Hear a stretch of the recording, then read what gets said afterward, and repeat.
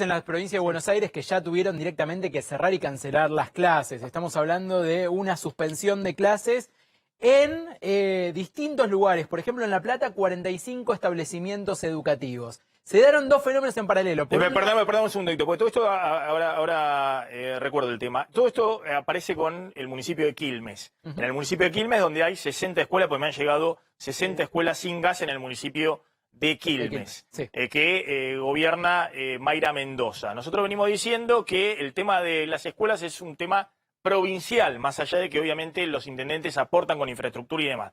Pero todo estalló en el municipio de Quilmes, de Mayra Mendoza, la dirigente de la Cámpora, y además muy cercana a Kicillof. Pero después empezaron a llegar en distintos puntos de la provincia de Buenos Aires mensajes, me llegaron a mi Instagram, @MaxiMontenegroOficial, donde hay distintos mensajes que me plantean problemas con el gas en las escuelas en distintos lugares de la provincia de Buenos Aires y también de Rosario y algunos de la ciudad de Buenos Aires. Maxi, mientras te aporto también. Por ejemplo, Berazategui, Almirante Brown, La Plata, también en Soldati, en Colegio de Ciudad de Buenos Aires, en la Escuela de Educación Media número 5 de la ciudad de Buenos Aires. En Rosario, es decir, distintos mensajes están llegando, hay algunos repetidos. Ahora le pido que me manden bien todos los mensajes que habían llegado. Maxi, en el caso de la provincia de Buenos Aires hubo un informe que elaboró SUTEO, el principal sindicato de docentes de la provincia de Buenos Aires, que plantea que hubo suspensiones en distintos lugares del conurbano bonaerense.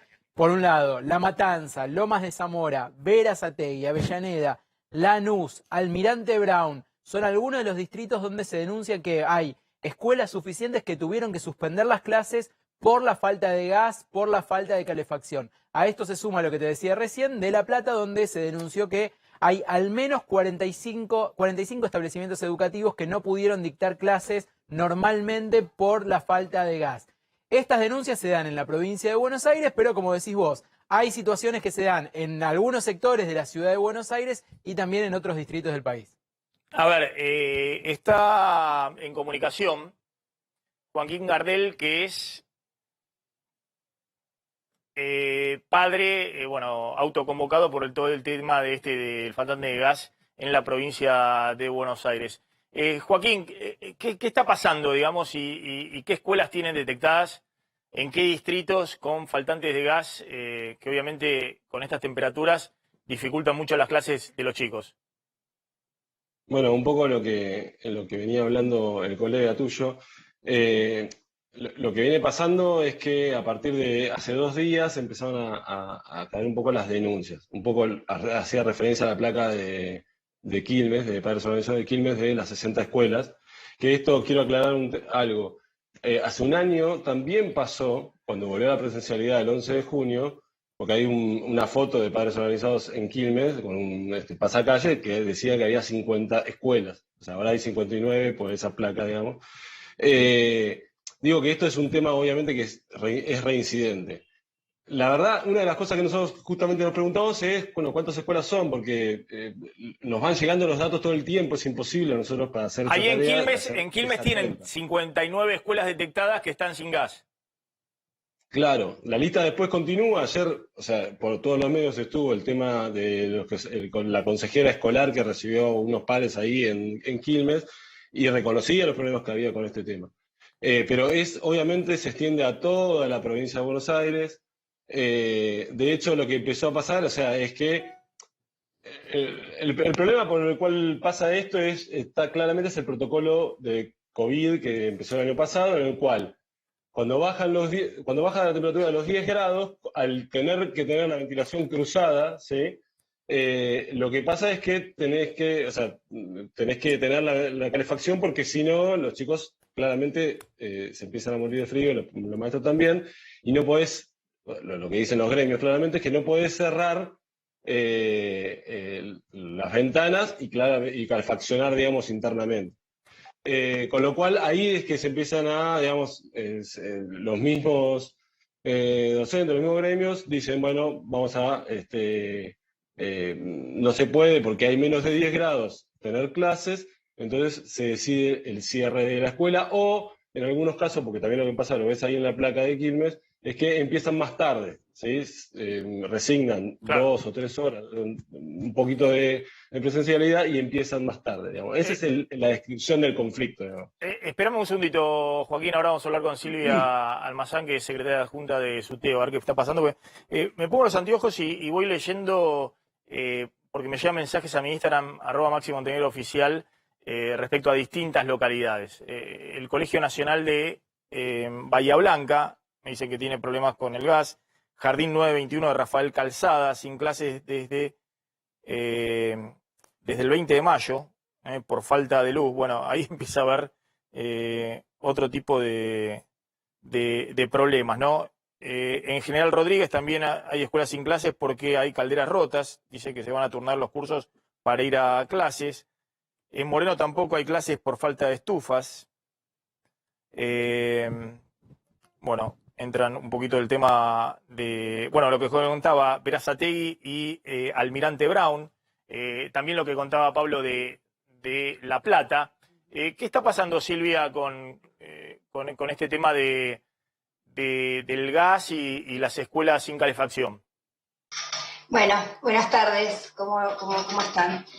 Nosotros venimos trabajando, digamos, hace muchos años, propuestas para mayor inversión y políticas que vayan modificando las condiciones de deterioro en las que quedaron las escuelas después del 2019, ¿no? Entre el 2015 y el 2019 una fuerte desinversión y abandono de las escuelas. Recordemos que el 2 de agosto se va a producir esa situación tan dolorosa en Moreno, en las que perdimos a Sandra y a Rubén. Por lo tanto, para nosotros fue muy importante avanzar en una legislación en la provincia de Buenos Aires que se enmarque en el Acuerdo Paritario Nacional que logró CETERA y en una normativa que plantee cuáles son las condiciones para un funcionamiento seguro en los edificios escolares. A esto se suma, como bien decía Joaquín, todo lo que tiene que ver con los protocolos de COVID, es decir, un funcionamiento además de seguro, cuidado. Y esto es que todavía tenemos que seguir manteniendo la ventilación en las escuelas. Entonces, en ese punto, nosotros el relevamiento, el muestreo que estamos haciendo, ustedes saben que en la provincia de Buenos Aires hay más de 13.000 edificios escolares, creo en torno de los 11.000 pertenecen a primaria, inicial, secundaria, que es el tramo obligatorio de la educación. Dentro de esos, nosotros tenemos relevado hasta ahora en el muestreo unas más de 500 escuelas con diferente graduación de problemas. Es decir, escuelas entre las obligaciones... 500 escuelas con problemas... De distinta característica, y vamos a plantear por qué. Por eso digo que tiene que ver con la normativa que se está planteando para esas condiciones seguras de funcionamiento de las escuelas. Una de ellas es que se empezó a aplicar en la provincia de Buenos Aires las pruebas de hermeticidad, que es decir, vigilar cada año las condiciones de los sistemas sanitarios, de los sistemas de gas, y las condiciones, eso implica los calefactores, eso implica desde el inicio, digamos, del trayecto del sistema de gas hasta el propio funcionamiento de las escuelas. Ese es un punto que se hace cada año, se hizo el año pasado, se tiene que volver a hacer ese año. A partir de esos relevamientos, también lo que aparecen es si hay nuevas dificultades, si hay que renovar los calefactores. Un problema que nosotros tenemos es el pasaje, por ejemplo, del sistema de calefacción de gas a un sistema de calefacción eléctrico. Ahora, Silvia, una cosita, ¿no? Una cosita, pues yo entiendo, y además nos han dicho que también hay toda una dificultad con los gasistas matriculados, que después lo que sucedió con la explosión, nadie quiere tampoco ir y poner la firma, pues toda una responsabilidad para el propio gasista. Por eso lo importante es que en la aplicación de la... Está bien, pero la normativa lo que dice es que para el encendido de todo el sistema tiene que haber un gasista matriculado. Está bien, pero lo que yo digo es lo siguiente, porque también hay que... Tenemos en el área metropolitana creo que 11 millones de usuarios entre las distintas distribuidoras de gas, ¿no? Con Metrogas, Camusi, Gasban y demás. Y obviamente en los domicilios particulares, siempre que hay algún tema de desconexión y demás, tiene que ir un gasista matriculado. Todas las conexiones tienen que ser hechas con gasista matriculado. ¿Cómo puede ser que el Estado no pueda resolver 500 escuelas? Digamos, no estamos hablando de poner un cohete en la luna, digamos, estamos hablando de Digo, porque uno conoce también los presupuestos que hay. Y hay presupuestos gigantescos. Entonces yo no... Por eso nosotros historizamos también que partimos, el relevamiento que nosotros intentamos presentarle a la gobernadora Vidal hacia fines del 2019, eran 5.000 escuelas con problemas edilicios. De esas 5.000 escuelas, el 60% estaban atravesadas por problemas de gas. Entonces, hay un proceso de inversión y un proceso de obras. ¿Es suficiente aún para resolver todos los problemas? No. Y estamos haciendo visible eso, lo estamos haciendo visible y le estamos pidiendo al gobierno de la provincia de Buenos Aires, a la dirección de las escuelas, una reunión para que nos informen también de las responsabilidades, porque todavía hay 500 escuelas con estas dificultades. Si los planes y proyectos de obras están realizados, cuáles son, si estas 500 escuelas están incluidas ahí, si se hicieron las transferencias a los consejos escolares y a los municipios, porque los municipios tienen el fondo de financiamiento con el que podrían haber resuelto, por ejemplo, en el Distrito de La Plata o en el de San Nicolás, para mencionar dos, se podrían haber resuelto con el Fondo de Financiamiento Educativo. Los consejos escolares tienen el fondo compensador, pero hay consejos escolares, por ejemplo el de Lanús, que no tenía, o el de San Nicolás, la rendición total de los recursos que le destinó la provincia del año 2021, y entonces eso produce demoras. Por eso decimos, queremos que se resuelvan los problemas, pero también queremos hacer visible las responsabilidades que en cada ámbito municipal o provincial tienen.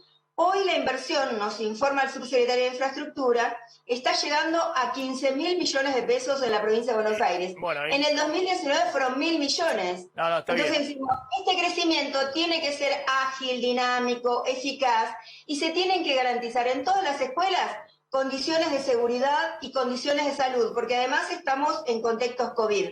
Tiene que darse la calefacción, tienen que actualizarse algunos sistemas, hay sistemas de caldera que no funcionan más, hay que cambiar esos sistemas. Nosotros estamos relevando no solo que la escuela tiene un problema, sino cuál es el problema y cómo tiene que intervenir el Estado local, en lo territorial y el Estado. Está bien, pero mientras se ponen de acuerdo de esto, hay pibes que están sin clase. No, pero de todas maneras, me parece que son un poco los padres también. No es ponernos de acuerdo, no es ponernos de acuerdo, es que las obras se hagan. No, pero hay un problema. No, está bien, estamos de acuerdo, ¿no? Y la responsabilidad es de la provincia, ¿no? Porque los municipios colaboran, aportan algo de presupuesto. Los municipios reciben fondos a través de la Ley de Financiamiento Educativo. A veces esos fondos son más altos incluso que los propios presupuestos municipales. Y los consejos escolares reciben fondos de tributos a través del fondo compensador y de programas de obra. Pero el fondo de infraestructura, ¿quién lo maneja? ¿La provincia o los municipios? Los recursos están distribuidos para infraestructura porque la ley de fondo de financiamiento educativo por presupuesto de la provincia de Buenos Aires plantea que en el conurbano el 50% de esos fondos del Fondo de Financiamiento Educativo tienen que ir a obras de infraestructura y el 40% en el interior. Por eso hay una responsabilidad compartida. Provincia, de la provincia y los municipios. De manera general, municipio y consejos escolares. Bueno, yo lo que digo, acá tenemos un problema muy grande que profundiza la grieta entre la escuela pública y la escuela privada. Ahí se profundiza la grieta, porque permanentemente hay problemas en la escuela pública. Conozco lo de la provincia de Buenos Aires, no sé, ¿no? en otras dinámicas, me imagino que debe ser más o menos similar, donde hay problema de que los chicos no tienen clase. ¿Por qué? O porque se cortó el agua, o porque falta la luz, o en este caso el tema de la calefacción, y eso genera una grieta grande. Perdóneme, Maximiliano, usted tiene una caracterización de las escuelas privadas en la provincia de Buenos Aires, tal vez tiene una concepción de las escuelas que tienen una alta cuota de matrícula. No, tengo una... Hay otras en las que están en condiciones en las que nosotros estamos planteando que también se hagan las obras que se tienen que hacer. No, pero Silvia, al contrario, le estoy diciendo que el pase de factura, de matrícula, no ha sido de la escuela pública al Northland, o de la escuela pública a las escuelas bilingües de la zona norte. Ha sido de la escuela pública a escuelas parroquiales, a escuelas que tienen parte de subsidio estatal, pero que tienen clases. Por eso, no es que son los sectores medios altos los que están haciendo la transferencia de la escuela pública a ese tipo de escuelas, sino son sectores medio bajos que están haciendo la transferencia de la escuela pública a ese tipo de escuelas. Y ahí estamos en un problema. ¿Y por qué en esas escuelas que algunos se tienen que comer incluso educación religiosa, siendo que no son religiosos, y se tienen que comer 3 horas de catecismo? ¿Por qué? Porque en esas escuelas hay clase. Sí, pero precisamente... Usted conoce la problemática, sabe la problemática. Por eso lo que yo digo es que hay una fotografía en este año 2022 de obras que se tienen que resolver, pero que es una película que viene de varios años. Podemos poner la cota de la cantidad de años en distintos momentos en los que no se realizaron todas las obras y todas las construcciones que eran necesarias. Hoy tenemos acotado a este número de escuelas y nosotros queremos que se resuelva. Cierro. Las escuelas, y que las escuelas están desarrollando diferentes estrategias pedagógicas para seguir manteniendo ese trabajo con los estudiantes. Porque en algunos casos hay reducción. Con esas estrategias de 3 años que los chicos no tienen clase. Silvia, sino que nosotros, con esas lo que estrategias... nosotros decimos es que no se tiene que producir ninguna suspensión más por condiciones edilicias. Eso es lo que estamos planteando y Silvia, por eso hemos pedido una reunión con la dirección de la escuela. Perdón, pero ¿quién es el responsable último de que esta situación esté así? ¿Axel Kicillof, el gobernador? ¿Quién sería el responsable político de esta situación? Porque no veo una claridad de los gremios en denunciar quién es el responsable de esto. Nosotros, perdón, lo acabo de decir, si usted no lo entiende de esa manera es porque no conoce el sistema educativo de la provincia de Buenos Aires y no conoce los presupuestos. Le acabo de decir, en obras de infraestructura hay una responsabilidad compartida. Gobierno provincial, gobiernos municipales que reciben fondos de financiamiento educativo para obras de infraestructura pero a cuando través es compartida de nadie la responsabilidad, Silvia. Y los consejos escolares que también tienen fondos propios. A ver, un segundo. Los fondos transferidos desde provincia. Silvia, voy a cerrar con Joaquín, que es de los padres organizados. Mientras tanto, me escriben en mi Instagram, @MaxiMontenegro_oficial, me dice Alejandra, también el Nacional de San Isidro está con problemas. En San Nicolás de los Arroyos también hay más de 10 escuelas sin gas. A ver.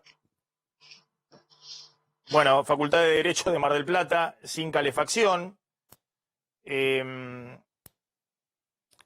No, decirle a todas las escuelas, perdón Maxi, sí. Decirle a todas las escuelas que nosotros estamos presentando cotidianamente al ámbito de responsabilidad de la realización de las obras en términos provinciales, pero también en términos territoriales, para que estas obras se resuelvan. Muchas de ellas están en proyectos de obra, lo que estamos diciendo es que inicien la ejecución lo más urgente posible. Jardín de Coronel Rosales sin clases hace un mes por falta de gas.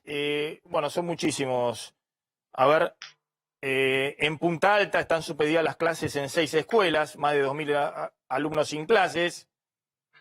En Tandil sin clases por falta de calefacción. Escuela Técnica Felipe Cenillosa, sin clase por falta de gas. Caldera Rota hace meses. Bueno, así un montón de mensajes que llegan en este momento y cuentan las situaciones. Mar del Plata también, hay varias de Mar del Plata. Sí, Joaquín. No, lo que me gustaría decir es, con respecto a lo que dice del tema de los fondos, el otro día veía en Twitter que había una persona, un usuario que es Alejandro Mordukowicz, creo que se llama, que hacía un gráfico con el tema del gasto consolidado en infraestructura a nivel país, ¿no?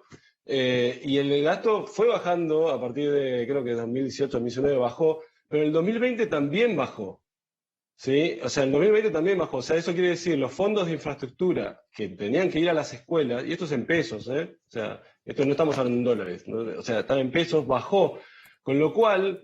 digamos, el 2020, que era un momento ideal para hacer gastos en infraestructura, justamente inversiones en infraestructura para poder mantener las obras que eran necesarias, por lo que dice el gráfico ese, no se hicieron, y, digamos, y uno sospecha que, bueno, ¿dónde se fue ese dinero? Y lo otro que le pregunto justamente a la persona de SUTEBA es, en ese momento no hubo me parece quizás, no hubo un señalamiento de que si se estaban o no arreglando las escuelas aprovechando ese momento. Quizás no el momento más duro del COVID, estamos hablando hasta julio, agosto, pero sí en un momento en el cual ya podían haber obras, no se hicieron las obras. Y recién en el 2021, en enero de 2021, recién ahí se pidió que se hagan obras porque los protocolos no daban, digamos. Y la otra cosa es, todo esto sería muy sencillo. No, déjame terminar, Silvia, por favor, déjame terminar. Todo esto sería muy sencillo si nosotros tuviésemos datos abiertos de las escuelas que están con falta, con obras o con falta de obras o lo que sea, que cada ciudadano o cada periodista incluso como ustedes puedan chequear lo que dice Silvia, si es así, lo que dice Silioni, lo que dice Mengano. Porque es lo que pasa es eso, no hay datos. Ustedes quieren buscar relevamiento de escuela y se tienen que guiar por lo que dice Suteba, por lo que dice Menganito, por lo que decimos nosotros, que es lo que nos llega. Entonces, hay que pedir datos abiertos y yo le pido, por favor, a Silvia y a su secretario general, a Roberto Granales, que pidan datos abiertos, que le pidan al gobierno datos de las escuelas, de lo que pasa en las escuelas, porque si nos tenemos que guiar solamente por la palabra de Suteba, o sea, es como muy complicado. Yo le quiero explicar a Joaquín dos cuestiones, si tengo tiempo. Una, hay que guiarse por el análisis del presupuesto educativo de la provincia y nosotros lo hacemos hace muchos años ya, porque hacemos un trabajo serio y responsable. En el año 2020 el presupuesto que se usó, el que dejó aprobado la gobernadora Vidal, eran 1.000 millones para infraestructura. Se transitó todo el año. No, nosotros hicimos en la primera reunión con el gobernador, en cada una de las reuniones hicimos, yo lo dejé hablar, perdóneme, yo lo dejé hablar a usted con respeto, Joaquín. Entonces, transitamos todo ese año con la demanda y los relevamientos de obras. Este año se está llegando a 15.000 millones de pesos. Lo que nosotros decimos es, hacemos un seguimiento, no de la información que hace pública la Dirección de Escuelas, pero del relevamiento que hacemos con directores y delegados de cada una de las escuelas de la provincia de Buenos Aires.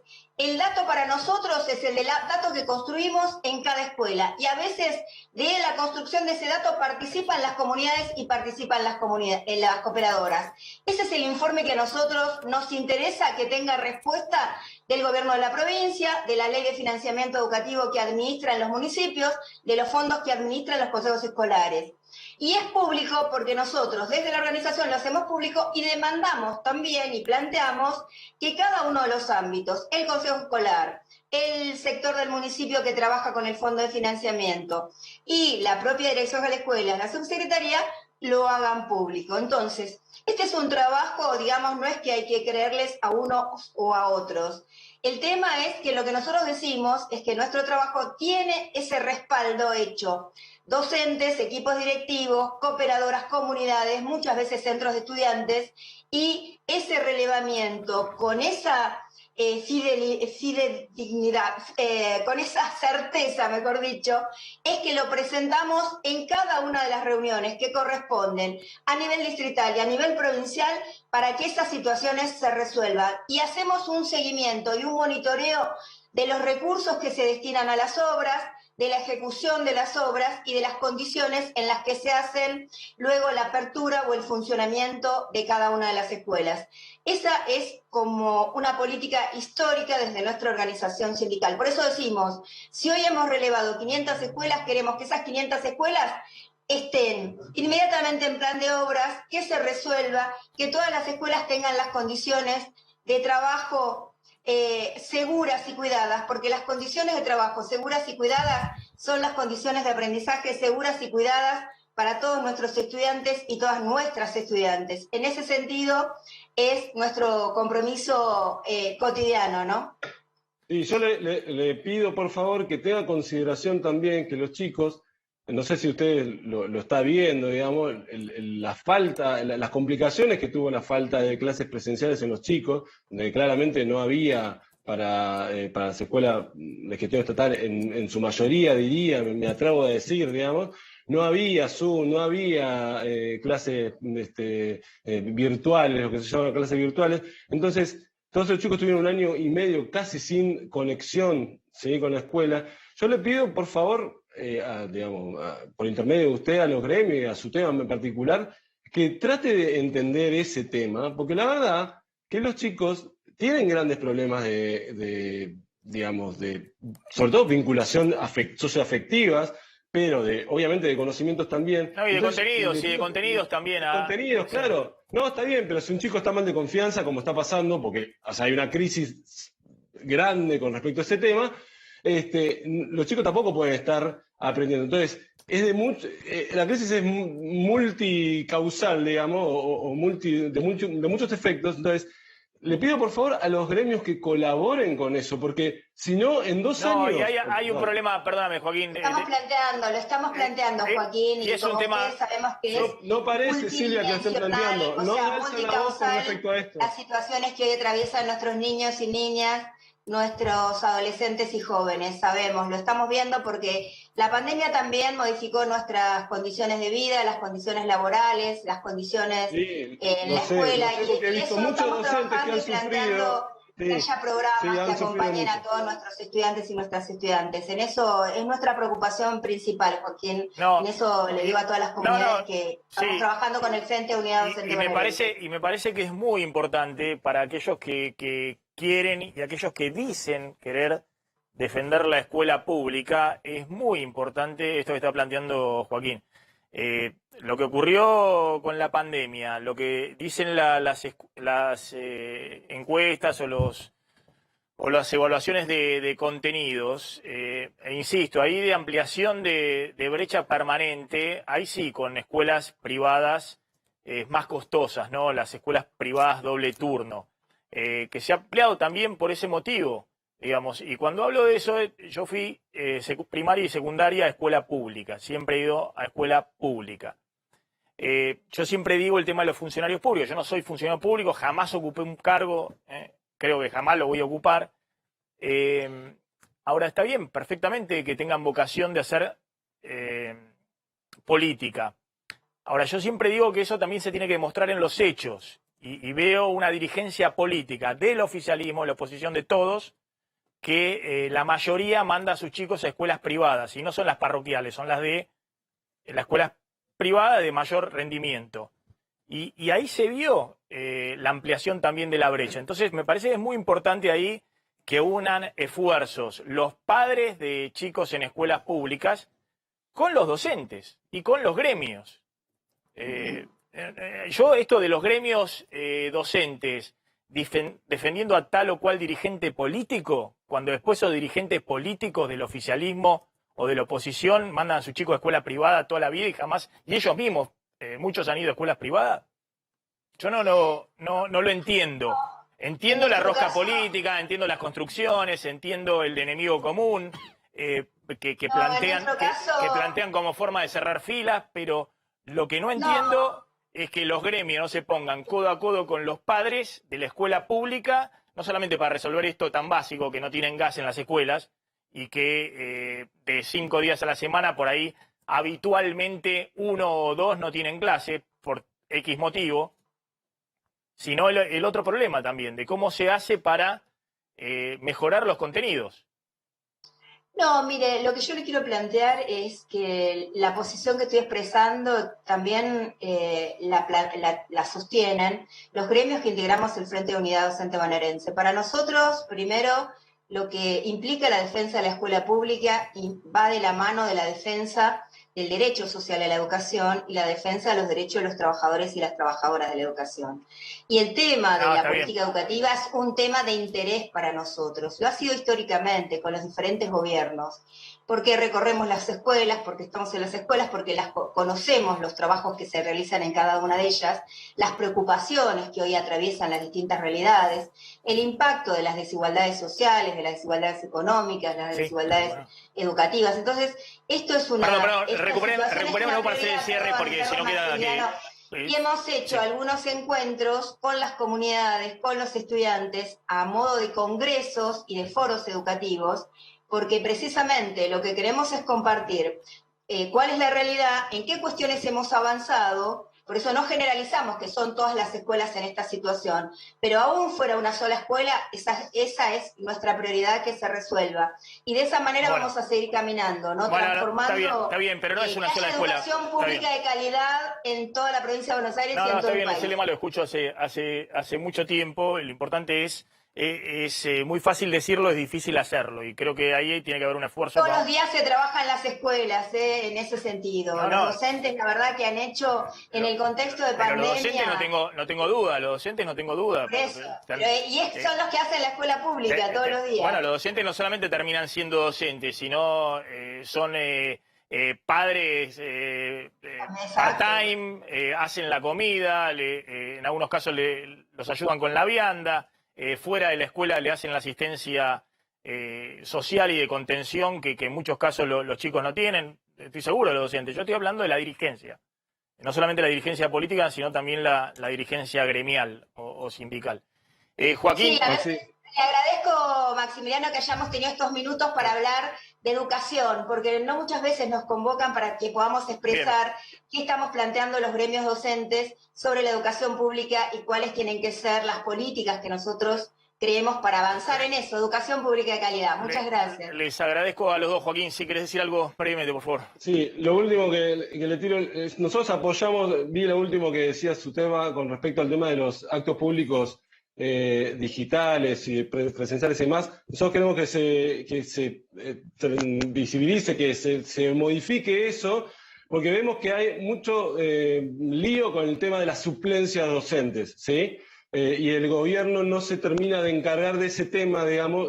Obviamente los docentes claramente tienen problemas, pueden faltar y demás, pero lo que nosotros necesitamos es que haya suplencias, ¿sí? Que no se pierdan clases, porque los chicos, y esto pasa mucho en provincia, y es otro tema, no lo vamos a hablar, pero es otro tema. No tienen clases, exactamente.